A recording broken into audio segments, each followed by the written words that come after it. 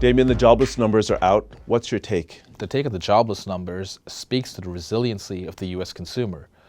So in the U.S., every week we get initial jobless claims, the number of people who have to go file for unemployment insurance.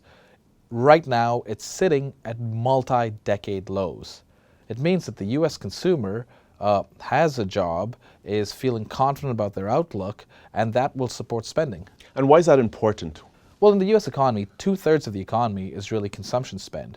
So if people have jobs, don't underestimate the U.S. consumer, because what's going to happen is, and we've seen this so far in retail sales and other measures of consumption spend, it is fine, despite what you're seeing about, rising trade tensions and corporations talking about how this might impact it.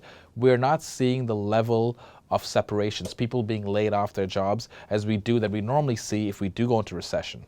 Now, you mentioned that labor is strong, but manufacturing seems to be weak. How do you reconcile the two? Manufacturing activity is weak, and that's a direct casualty of the escalating trade tensions. But the U.S. economy has actually moved away from from a very manufacturing-based economy, and it's a lot more service-oriented. So if businesses in general are still at a slower level that they were last year, but they're still not laying off workers, which means there's some, expectation that things are fine, that they're still seeing their revenues growing, and that's how it's feeding through the economy. That's why the U.S. economy is one of the few bright spots right now in this in a global slowdown that we're experiencing.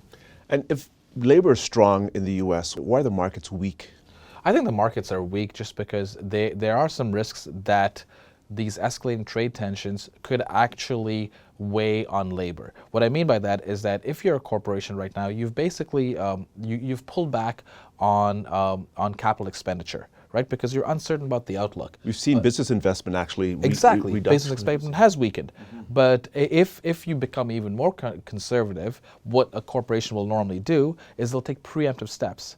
It'll start laying off people in anticipation of, weaker times ahead. We haven't seen that yet, but that's where the market is actually trading off that potential fear. For us, we look for an evidence-based approach.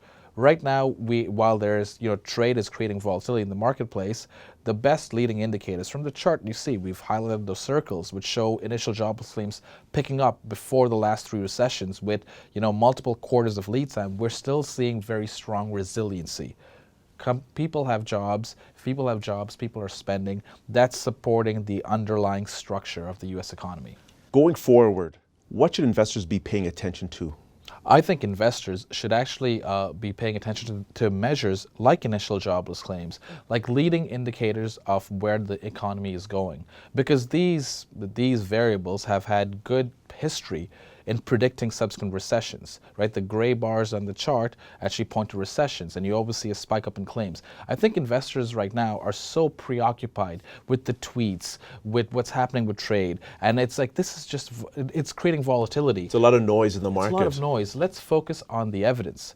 And for us, we do not anticipate a recession, but we will follow variables that have had a good predictive history of forecasting recession. And when we see those variables deteriorate, we'll take corrective action. But up till that point, I think calmer heads should prevail. So the advice being for investors not to, panic and try and move portfolios around in each and every trade tweet. Yes. It's going to be impossible. Focus on the big picture. What's actually happening to the economy. Damien, thank you very much for your time. Thanks.